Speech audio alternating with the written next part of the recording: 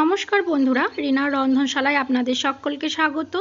আজ আমি আপনাদেরকে বানিয়ে দেখাবো নিরামিষ ডাঁটা আলুর তরকারি।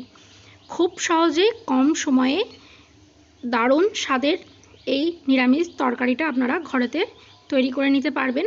তাহলে চলুন দেখে নিন রেসিপিটা আমি কিভাবে তৈরি করি। এই নিরামিষ তরকারিটা বানানোর জন্য আমি এখানে 250 গ্রাম ডাঁটা এরকম ছোট ছোট করে টুকরো করে খোসাটা ছাড়িয়ে নিয়েছি। এখানে 3টে মিডিয়াম সাইজের আলু এরকম লম্বা লম্বা টুকরো করে কেটে নিয়েছি। এবার আমি কড়াইয়ের মধ্যে 3 চামচ তেল খুব ভালো করে গরম করে নিয়ে তার মধ্যে 1/2 চামচ 5 ফোড়ন, একটা শুকনো লঙ্কা ফোড়ন দিয়েছি। ফোড়নটা খুব ভালোভাবে ভেজে নেওয়া হয়ে গেছে। এবার টুকরো করে রাখা আলুগুলো আমি এর মধ্যে দিয়ে দিচ্ছি। সমস্ত আলুগুলো দিয়ে দিয়েছি। দিয়ে আলুগুলোকে খুব ভালোভাবে আমি নাড়িয়ে চাড়িয়ে নিচ্ছি, দিয়ে চাপা দিয়ে দিলাম। দিয়ে এধারে আমি মশলাটা করে নেব। এখানে আমি 1 চামচ সর্ষে, একটা কাঁচা লঙ্কা আর সামান্য নুন দিয়ে বেটে নিয়েছি।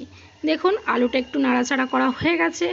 এবার আমি এর মধ্যে দিয়ে দিচ্ছি সামান্য পরিমাণে নুন, দিয়ে খুব ভালো করে আবারও মিশিয়ে দিচ্ছি।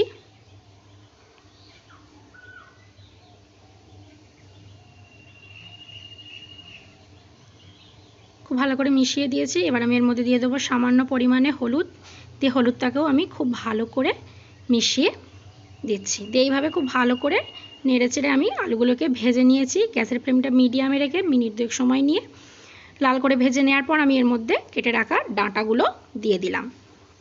দিয়ে ডাঁটা দিয়েও খুব ভালোভাবে নাড়িয়ে চাড়িয়ে আমি ভেজে নিয়েছি। এবার দেখুন এর মধ্যে আবারও আমি একটু নুন দিয়ে দিলাম। দিয়ে খুব ভালোভাবে ডাঁটা আর আলু একসঙ্গে আমি ভেজে নেব। ভাজা হয়ে গেছে। এবার আমি এর মধ্যে কিছুটা জল দিয়ে সমস্ত কিছুকে ভালো করে মিশিয়ে এবার আমি চাপা দিয়ে দেবো, যাতে ডাঁটা আর আলুটা একটু ভালোভাবে সেদ্ধ হয়ে যায়। জলটা দিলাম যাতে তলায় লেগে না যায়। দেখুন মিনিট 2 আমি চাপা দিয়ে রেখেছিলাম। ডাঁটা আর আলুটা কিন্তু খুব ভালোভাবে এখন সেদ্ধ হয়ে গেছে।